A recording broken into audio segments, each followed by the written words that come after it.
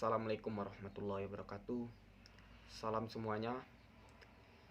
Perkenalkan, nama saya Muskamal, program Prodi Manajemen 3A5 2020-008-279 dari Universitas Sarjana Wiyata Taman Siswa Yogyakarta.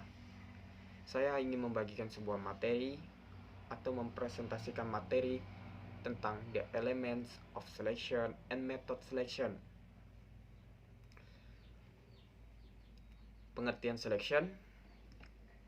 seleksi adalah usaha pertama yang dilakukan perusahaan untuk memperoleh karyawan yang memenuhi kualifikasi yang kompeten dan akan menjabat serta mengerjakan semua pekerjaan pada perusahaan.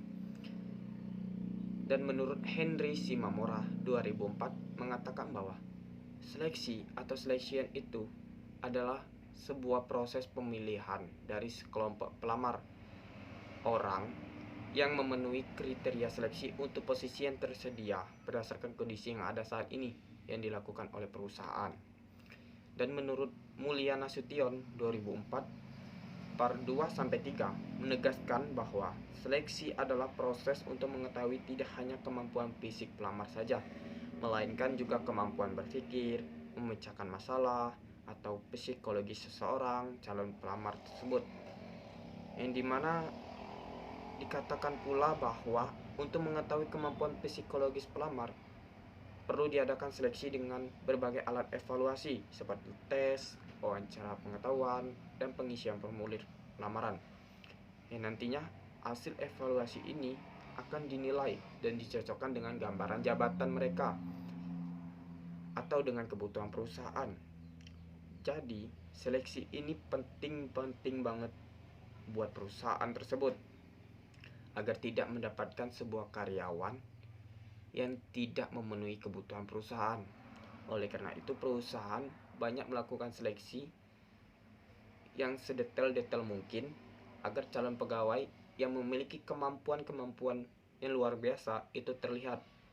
Yang dimana seperti menurut Mulya Nasution tadi, itu seleksi itu tidak hanya untuk kemampuan fisik saja, melainkan juga kemampuan berpikir, memecahkan masalah, atau psikologis seorang calon pelamar.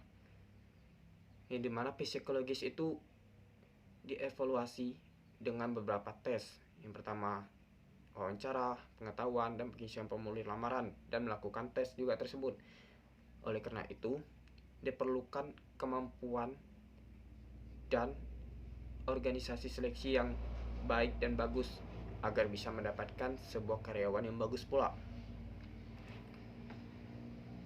Dari tujuan seleksi itu untuk mendapatkan seorang tenaga kerja yang tepat untuk memangku suatu jabatan tertentu. Dengan mengarah pada tujuan seleksi tersebut, setiap organisasi atau perusahaan senantiasa akan berusaha menekan biaya serendah mungkin dalam melakukan seleksi. Jadi dia melakukan seleksi namun dengan biaya yang rendah, tapi dengan kualitas karyawan yang didapat di atas kemampuan yang ada pada saat ini.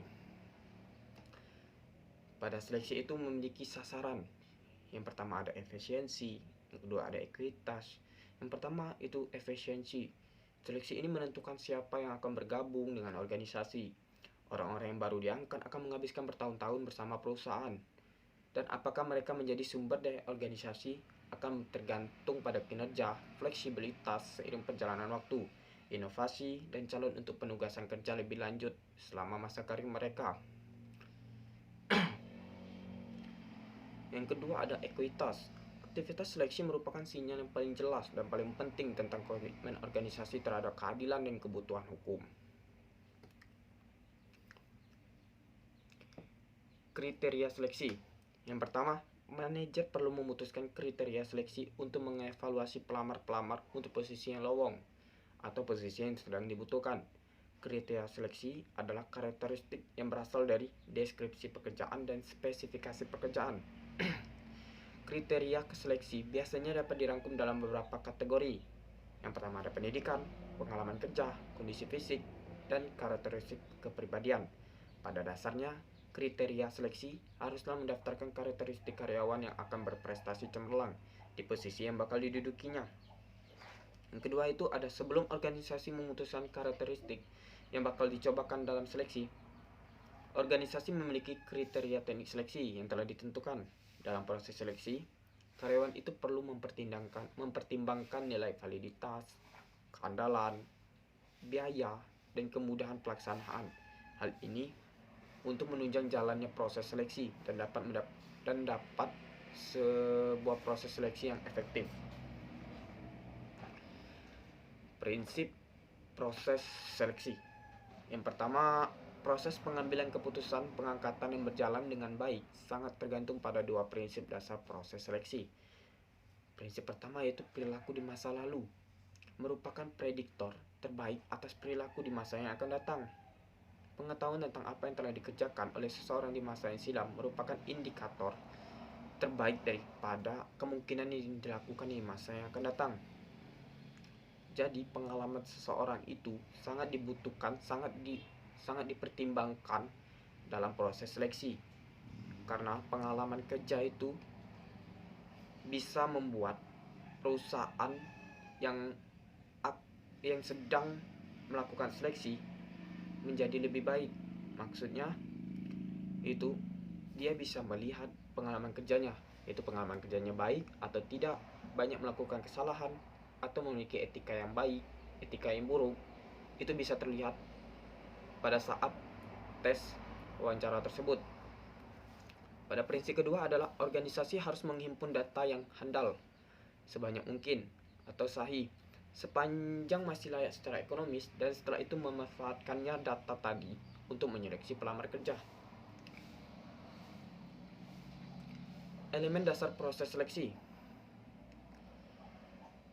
Proses seleksi berjalan seturut dengan tujuan organisasi, desain pekerjaan, dan penilaian kerja karyawan, serta aktivitas rekrutmen dan seleksi.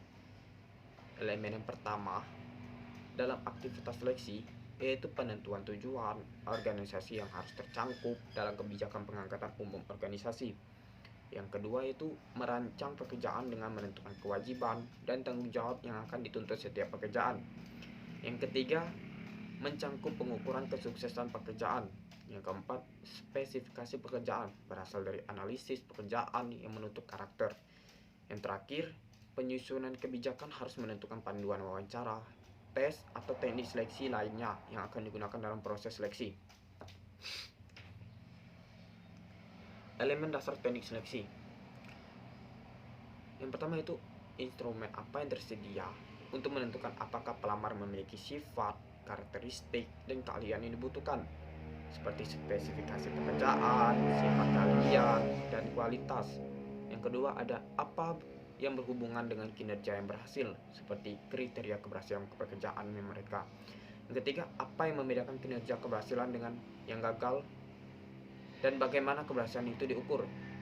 Contohnya seperti desain pekerjaannya, apa tugas dan tanggung jawab karyawan, dan apa yang dilaksanakan oleh karyawan, tujuan organisasionalnya.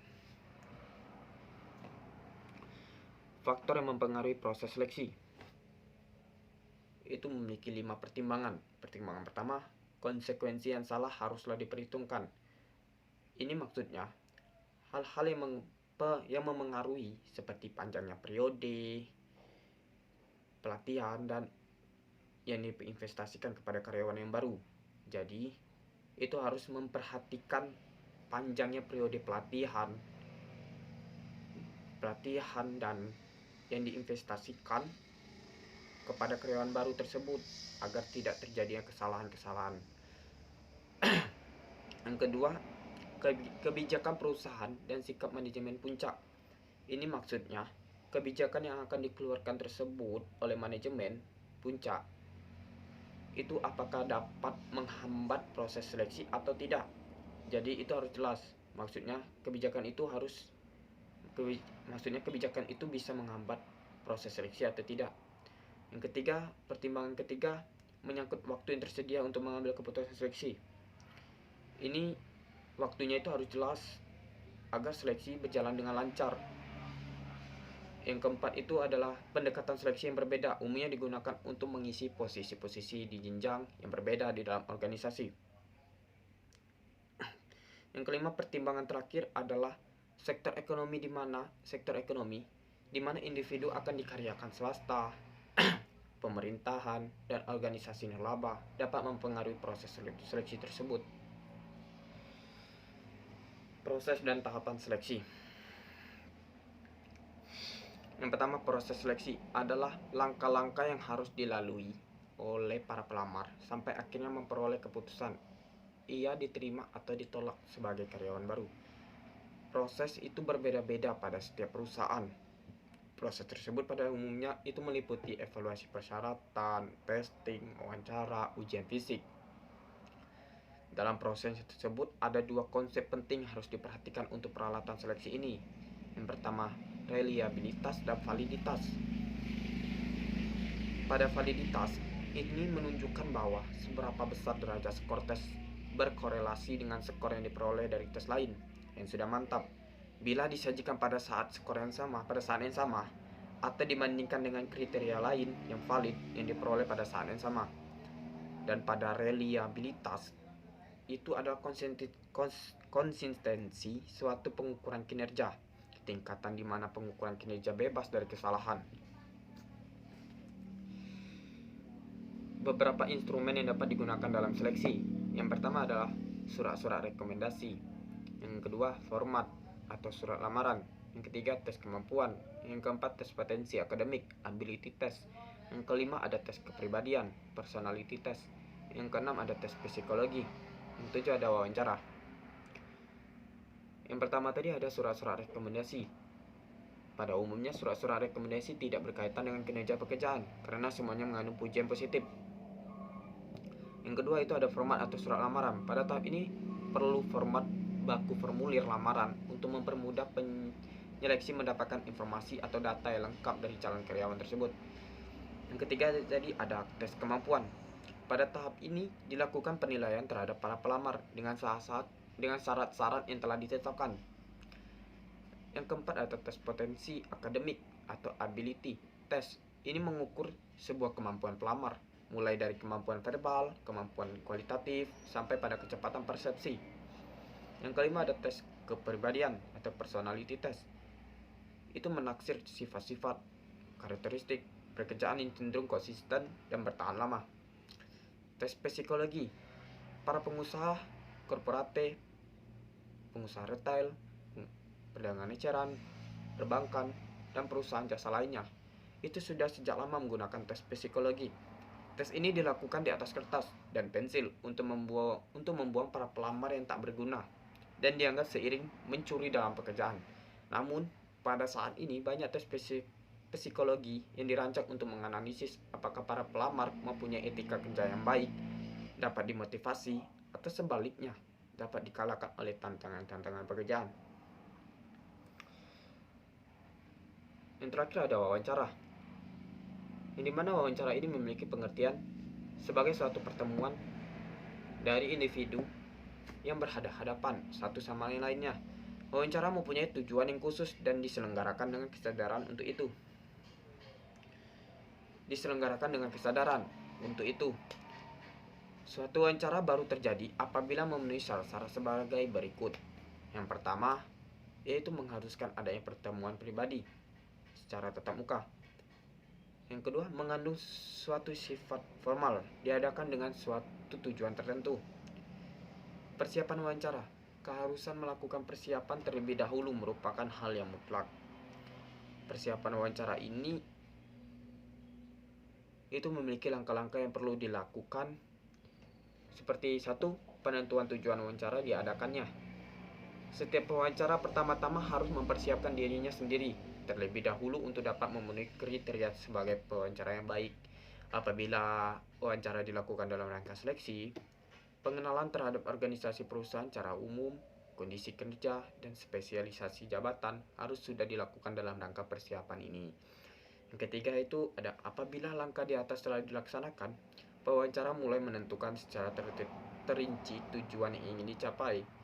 Yang keempat, menentukan waktu pelaksana wawancara. Itu sesuai dengan tujuan yang ingin dicapai. Waktu pelaksana wawancara bisa bervariasi Dan yang kelima, menetapkan tempat pelaksanaan wawancara. Wawancara ini dapat dilaksanakan secara efektif apabila ruangan yang digunakan terhindar dari kemungkinan gangguan, seperti ruangan yang bising. Sebaiknya ruangan yang nyaman atau yang tidak banyak keributan yang bisa membuat wawancara itu batal. Pelaksanaan wawancara. Dalam hal ini ada 3 yang harus diperhatikan di dalam rangka pelaksanaan wawancara. Yang pertama, jenis pertanyaan yang diajukan, pendengar yang baik, dan gerak-geriknya.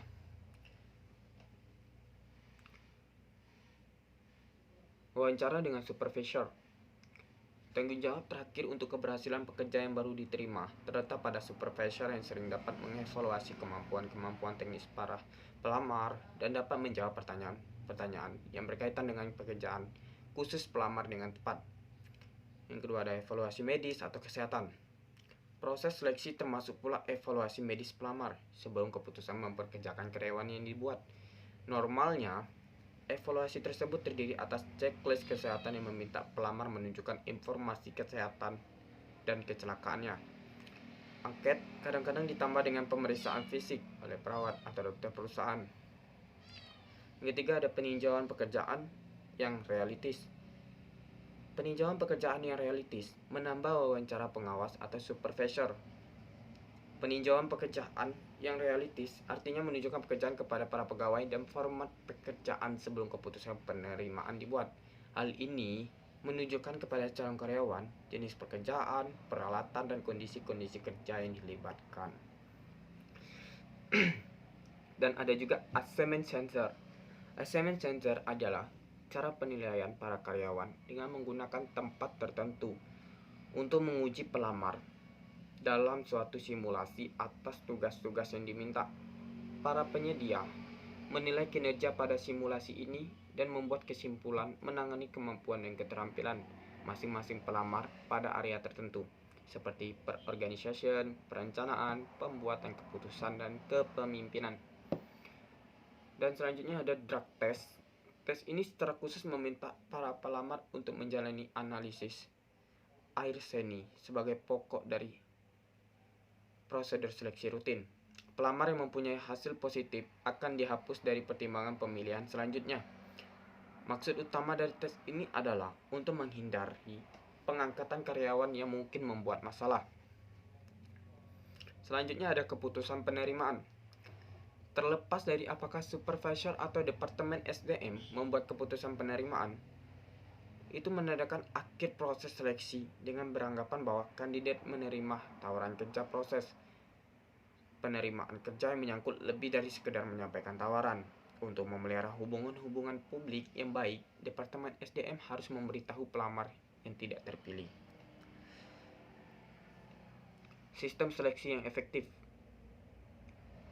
Dalam hal ini perlu disadari bahwa proses seleksi karyawan baru merupakan kegiatan yang penting bagi perusahaan maupun bagi calon karyawan itu sendiri. Mempertahankan atau mengembangkan suatu sistem seleksi yang menghasilkan karyawan produktif dan mencari peluang untuk meningkatkan cara kerjanya sangat penting untuk keberhasilan perusahaan. Sistem seleksi yang efektif pada dasarnya memiliki 3 sasaran. Yang pertama, keakuratan. Artinya, kemampuan dari proses seleksi untuk secara tepat dapat memprediksi kinerja pelamar. Yang kedua, keadilan. Artinya, memberikan jaminan bahwa setiap pelamar yang memenuhi persyaratan diberikan kesempatan yang sama dalam sistem seleksi.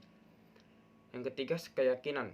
Artinya, taraf orang-orang yang terlibat dalam proses seleksi yakin akan manfaat yang diperolehnya. Jenis-jenis seleksi.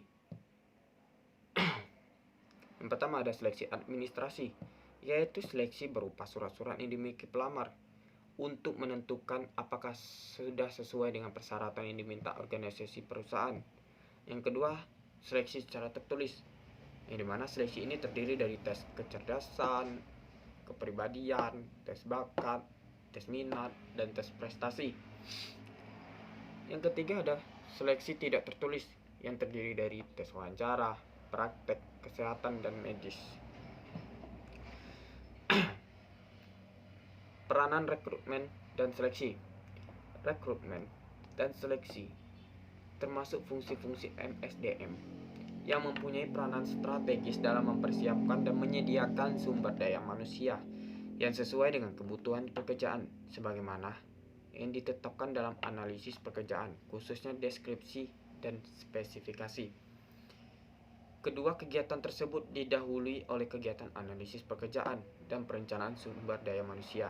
Hal ini berarti bahwa kegiatan rekrutmen dan seleksi harus didasarkan pada suatu kebutuhan yang dialami organisasi, baik dalam fisik maupun dari segi kemampuan dan keterampilan. Pelaksanaan kedua kegiatan tersebut secara wajar dan dikerjakan sesuai dengan prinsip-prinsip manajemen yang baik akan dapat mencegah suatu organisasi mengalami surplus pegawai, kecuali karena adanya faktor-faktor eksternal yang tidak dikendalikan oleh organisasi itu sendiri. Dapat disaksikan surplus karyawan yang demikian banyak pada pegawai negeri sipil Republik Indonesia yang sesungguhnya hanya membutuhkan karyawan sekitar 2 atau 3 juta orang saja. Namun dalam kenyataan jumlah karyawan telah melampaui jumlah 4 juta orang sehingga menimbulkan surplus lebih dari 1 juta orang yang berakibatkan tekanan yang sangat berat pada anggaran belanja negara. Meskipun secara umum telah terjadi surplus karyawan, setiap tahun selalu saja terjadi rekrutmen dan seleksi yang akibatnya semakin memberikan beban anggaran yang tinggi pada negara dan mengurangi potensi pembangunan pada sektor yang lain. Pada kesimpulan kali ini, seleksi merupakan tahapan setelah rekrutmen, yang artinya terjadi seleksi setelah terpilih beberapa calon karyawan dalam proses rekrutmen. Dalam seleksi terdapat beberapa tahapan seperti tahap administrasi, tes tertulis maupun tes tidak tertulis seperti wawancara dan sebagai berikut. Setelah melalui berbagai tahapan tersebut, calon karyawan yang terpilih akan dihubungi. Begitu juga dengan calon karyawan yang tidak terpilih. Oke, sampai referensi. Itu saja materi yang dapat saya bagikan atau saya presentasikan kepada teman-teman semua. Saya akhiri pertemuan pada hari ini. Wassalamualaikum warahmatullahi wabarakatuh. Salam semuanya.